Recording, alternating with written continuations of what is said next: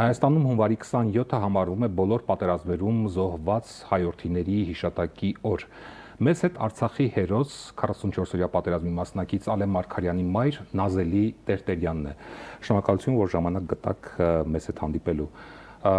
Դուք մեզ մոտ եք եկել Եռաբլուր Պանթեոնից։ Հիշատակի օրերը միայն սուգի օրեր են, թե նաև պարտավորության։ Որն է այդ պարտավորությունները հասարակության եւ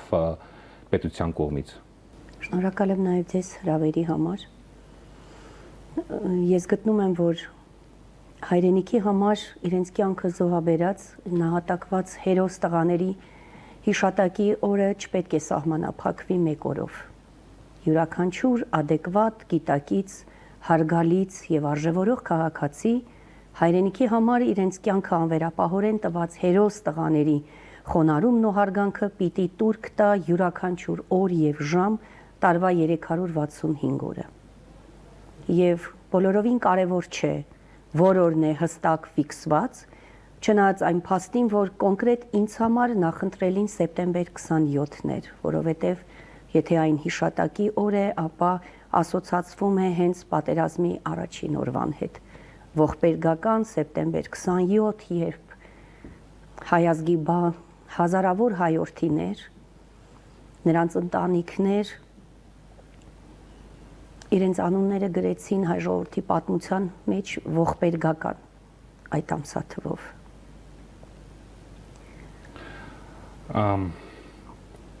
Հիշատակի օրերը որքանով են օգտակար պահպանելու այդ հիշողությունը եւ որքանով է պարզապես ձևական դառնում ժամանակի ընթացքում։ Հիշատակի օրերը ոչ միայն օգտակար են, այլ նաեւ պարտադիր։ Չեմ վախենում կրկնվել, որ հիշատակը պիտի հավերժացնել ոչ միայն հիշատակի օրերի ընթացքում կամ սահմաններում, այլ տարվա յուրաքանչյուր օր։ Յուրաքանչյուր քաղաքացի, որ ապրում է, աշխատում է, վայելում է կյանքը, իր զավակներին, ծնողներին, հարազատներին եւ ընկերներին գրկելու բերկրանքը, պիտի հոգու խորքում, մեծ պատասխանատվությամբ, մեծ հարգանքով, խորին խոնարհմամբ վերաբերվի այդ հերոս տղաներին, նրանց չապրած տարիների առջև, ինչպես նաև այն ընտանիքների, ովքեր կրում են այս տառապանքը։ Ալենի մասին խոսելիս դուք բազմիցս նշել եք, որ մեծի պես էր մտածում, դեռ մանկուց ուներ ձևավորված կարծիք եւ վերլուծական միտք, որ պահից հասկացաք, որ մեծից մեծ է մտածում։ Մեծագույն սիրով եմ հիշում հենց նորածնային Ալենին, երբ ծննդաբերությունից հետո բժշկուհին զննելով փոքրիկին ինձ ասեց. «Գիտեք, յուրահատուկ երեխա է լինելու»։ Ես 24-ամյա երիտասարդ կին էի, առաջին անգամ մայրացող եւ մի տեսակ թերահավատ լսեցի բժշկուհու խոսքերը կասկածի տակ առնելով։ Իսկ ինչից ելնելով էր ասում դա։ Եվ չվարանեցի հարցնել. «Բժշկուհի, ինչ գիտեք, ինչից իմացաք»։ Նա էլ իր հերթին քմծիծաղ տվեց, շփտաց ու ասեց. «Աղջիկս, հազարավոր մանուկներ իմ ձեռքի տակով են անցել։ Սովորաբար փոքրիկներն ունեն թափառող հայացք։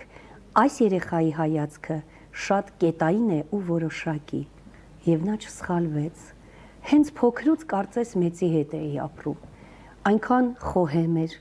այնքան լուրջ, հավասարակշիռ, մեծի պես մտածող, հասակակիցներից տարբերվող թե աշխարհայացքով, թե իր վարք ու բարքով, սակայն դրա հետ մեկտեղ շատ լուսավոր, պայծառ, ընթերցասեր, հարցասեր։ Տեսեք, Ալենի կյանքում մեծ տեղ ունեին կամավորությունը թե Թումոյում, թե ճամբարներում եւ թե պատերազմում։ Սա դաստիարակության նշան է, թե զուտ բնավորության։ Վստահաբար կարող եմ ասել երկուսը մեկտեղ, որովհետև նախ երեխան պիտի իր գենետիկ կոդով, իր տեսակով լինի այդպիսին, դրան գումարվի նաև ընտանեկան դաստիարակությունը, արժեքային համակարգը, որի արդյունքում ձևավորվում է նման անհատը, հետո արդեն պետության քաղաքացի։ Եղբայրը շատ է տարբերվում բնավորությամբ Ալենից։ Կարող եմ ասել, որ իրենք եւ շատ նման են եւ շատ տարբեր։ Բարության, անձնազոհության, նվիրվածության, ընկերասիրության, արդարամտության, ազնվության գիծը ստեղծագործական մտքի այդ գիծը երկուսի մեջ էլ գնում է զուգահեռ, բայց Ալենն ավելի լրջախոհ էր, ավելի խորիմաստ էր, ավելի հանդարտ էր բնավորությամբ, Դավիթն ավելի գերակտիվ է, էլ ավելի աշխուժ է, էլ ավելի մանկական է, ինչու՞ չէ, սրանով են տարբերվում, բայց շատ գծերով այդ տրվելու, նվիրվելու, նվիրելու, աջակից դառնալու, ապրումակցելու այս հատկությունը երկուսի մեջ էլ հավասարապես գնում էր։ Միգուցե դա սիրակության նշան է դա։ Այո, թույլ տամ ասել, որ բարիք տարածելը, բարին արարելը եւ բարեգործությունը մեր ընտանիքում շատ ավանդույթներ ունի։ Ես այն տեսել եմ իմ տատիկ-պապիկից, հետագայում ծնողներիցս եւ դա փոխանցել եմ նաեւ իմ անձնական ընտանիք։ Իմ երեխաները ամեն օր շարունակ մեր զրույցներին ականատես են եղել, որտեղ ամուսնուս հետ քննարկել ենք, ում ինչով կարող ենք աջակից լինել, փորձել ենք հասնել այնտեղ օգնության, որտեղ մեր կարիքը կա, երբ մարդիկ մեզ դիմել են։ Ինչ եք կարծում, երբ ասում ենք հայրենիքի հերոս, շատերը չեն գիտակցում, որ այդ կոչման հետևում մարդկային կյանք, երազանք եւ բազմաթիվ այլ ծրագրեր են թաքնված։ Ինչ երազանքներ ուներ Ալենը, որոնք չեն իրականացել եւ որն է դրանցից ամենաթանկագինը միգուցե ձեզ համար կամ առանձնահատուկը երազանքներից։ Սիրով կպատասխանեմ այդ հարցին։ Ալենը մեծ երազող էր, դեռ մանկուց, իր ուրույն աշխարհն ուներ։ Հեքիաթի մեջ էր, անվերջ ստեղծագործելու մեջ էր, տիկնիկային թատրոնի մեջ էր, միգուցե դրան նպաստել էին նաև մեր բազմաթիվ այցերը, տարբեր տիկնիկային թատրոններ, թանգարաններ, պատկերասրահներ, գրադարաններ, այսպիսով ձևավորվեց Ալենը։ Եվ երազանքներից ամենից կարևորը աշխարհը ավելի բարին, ավելի մաքուրը, ավելի պարզ, ազնիվ ու գեղեցիկը դարձնելն էր։ Եվ այդ մասին 21-ամյա Ալենը մակագրություն է թողել իր աշխատասենյակի պատին փակցված գրատախտակին, երբ գրի է առել անգլերենով իհարկե, որն է աշխարհը փոխելու քո ծրագիրը։ Աշխարհը փոխելու Ալենյան ծրագիրն էր բարության, ազնվության, սիրո, նվիրվածության, մարդկայնության եւ հումանիզմի միջոցով աշխարհը փոխել դեպի ազնիվը եւ դրականը։ Մեծ երազանքներից էր նաեւ ավարտելով Բոստոնի համալսարանը 2 մագիստրոսական ծրագիր, որին դիմել էր,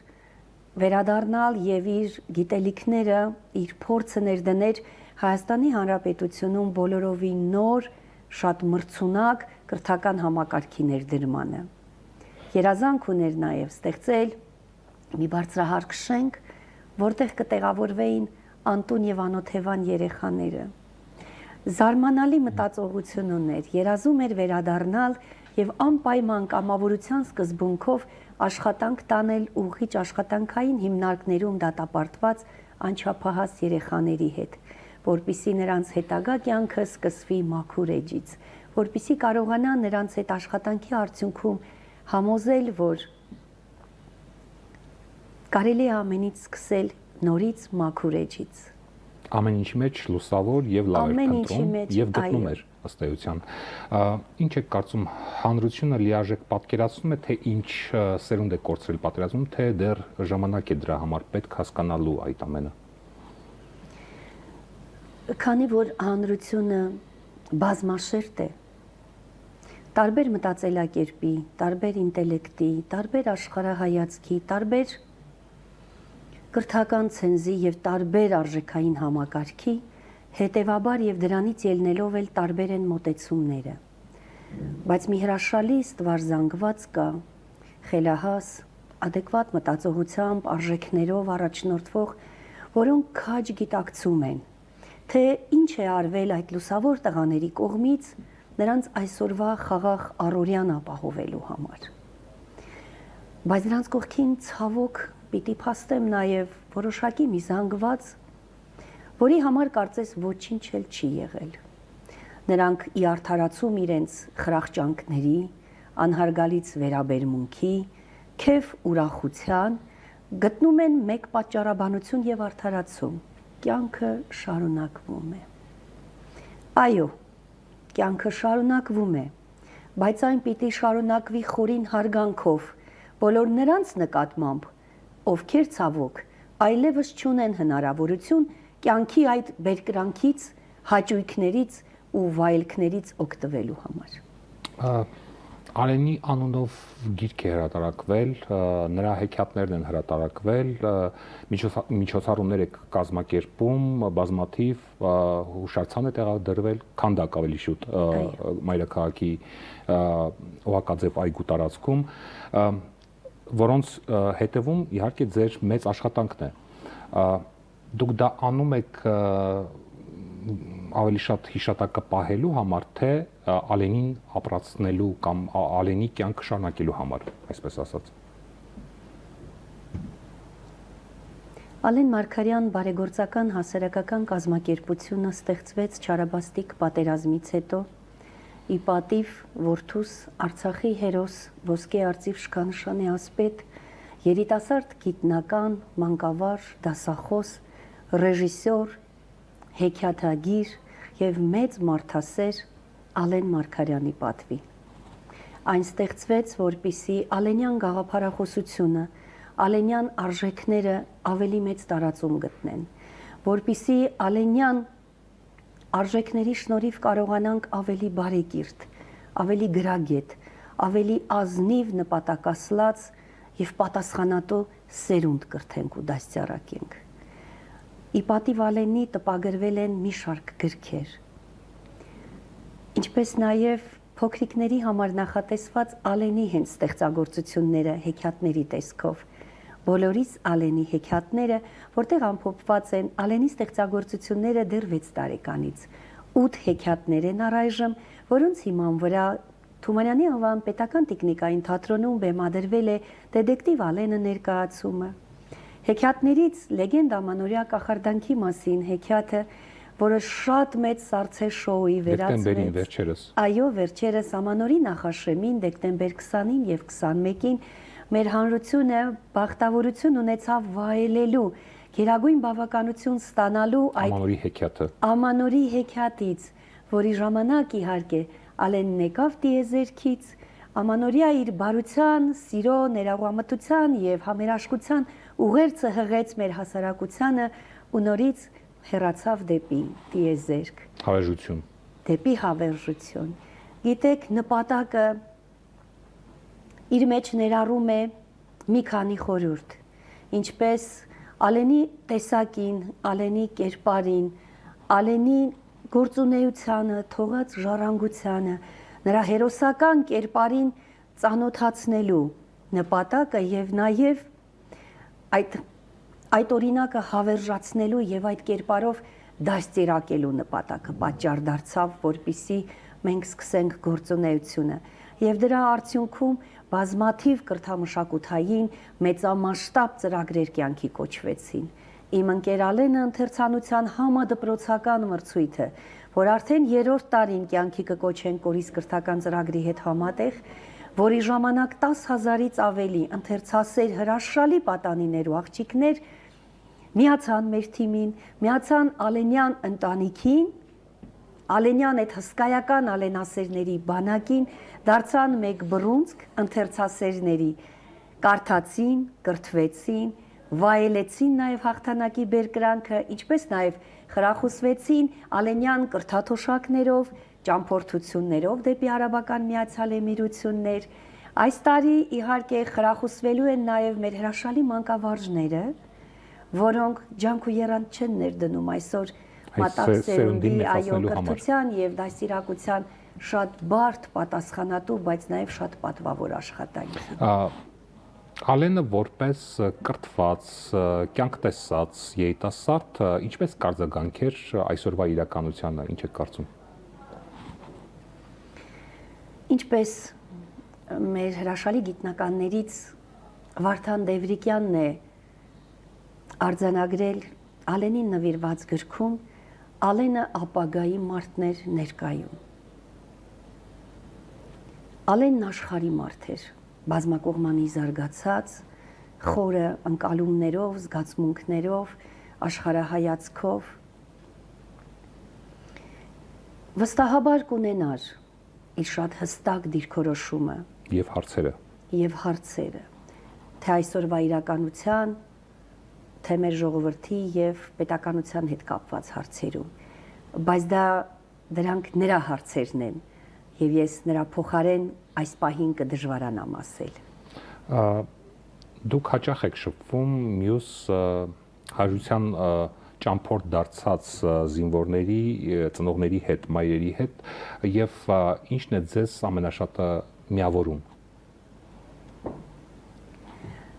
Յուրաքանչյուր ծնող յուրովի է կրում իր ցավը, յուրովի է այն արտահայտում, մեկը լռությամբ, մեկը գործունեությամբ, մեկը փողոցային պայքարով, յուրաքանչյուրը յուրովի է այն արտահայտում։ Եվ ես խորին հարգանք ունեմ հերոսացին ծնողների եւ հերոսների այրիների առջև ու նկատմամբ փորձում եմ ջերմ հարաբերություններ պահել։ Արցախի հերոսի ընտանիքները մշտապես մեր ուշադրության կենտրոնում են։ Փորձում ենք հնարավորինս աջակից լինել այդ հերոսների երեխաներին։ Մեր բոլոր մշակութային, կրթական, ուսումնադաստիարակչական եւ ժամանցային միջոցառումներում նրանք հատուկ հյուր են, պատվավոր հյուր են։ Իհարկե, հսկայական քանակի պատճառով հնարավոր չէ բոլորի հետ շատ սերտ շփվել, ջերմորեն ամենօրյա շփում պահպանել, քանի որ նաև իմ գեր ծանրաբեռնված աշխատանքային գրաֆիկը ինձ դա թույլ չի տալիս, բայց խորին հարգանք բոլոր հերոսացին ծնողներին, անկախ նրանց մոտեցումներից, երբեմն նույնիսկ պահվածքից, յուրաքանչյուր քաղաքացի նորից եմ շեշտում, պարտավոր է զգոն եւ զգաստ վարքագիծ դրսեւորել, երբ խոսքը վերաբերում է հերոսացին ծնողին։ Ինչու՞ չէ հաճախ նաեւ մեծահոգաբար լռելով, ընթառաջելով։ Եթե այսօր ամբողջ երկիրը մի պահ լռեր եւ ձեզ հնարավորություն տրվեր խոսել Հայաստանի իշխանության եւ հասարակության հետ Ալենի եւ մյուս հավերժի ճամփան բռնած տղաների անունից, ինչ կասեիք։ Թե հանրությանը եւ թե իշխանությանը կոչ եմ անում ծայրահեղ հարգանքով վերաբերվել հերոսների ընտանիքներին, հերոսացին ծնողներին, հերոսների զավակներին եւ հնարավոր բոլոր արտոնությունները տրամադրել այս կարգավիճակը կրող այս տառապանքի ուղին բռնած ու անցնող ընտանիքներին բոլոր արտոնությունները առանց բացառությունների սկսած հերթ կանգնելուց տարբեր պետական կամ ոչ պետական կառույցներում ինչու ոչ բոլոր վճարումներից կազատեի, որովհետև այս ընտանիքները եւ նրանց զավակները կյանքով արդեն իսկ պետության ազգի նկատմամբ մարել են իրենց բոլոր տիպի պարտավորությունները եւ ճիշտ հակառակը, թե պետական կառույցները, թե հանրության անդամները իրենք են կրում, թե բարոյական, թե հոգեբանական պարտավորություն այս ընտանիքների առջև։ Եվ ես անպայման հնարավոր ամեն պարագայում հարգանքի խորին տուրք կմատուցեի բոլոր հերոսների ընտանիքներին, մաքսիմում աջակիցը լինելով, թե նրանց կրթավճարների, ուսման վճարների, թե նրանց հարկային պարտավորությունների բեռը թեթևացնելու տեսանկյունից։ Շնորհակալություն, որ ժամանակ գտաք եւ այսօր զրուցեցիք մեզ հետ։ Մենք խոսում էինք 44-օրյա պատերազմի մասնակից Արցախի հերոս Ալեն Մարգարյանի մայր Նազելի Տերտերյանի հետ։ Ցտեսություն։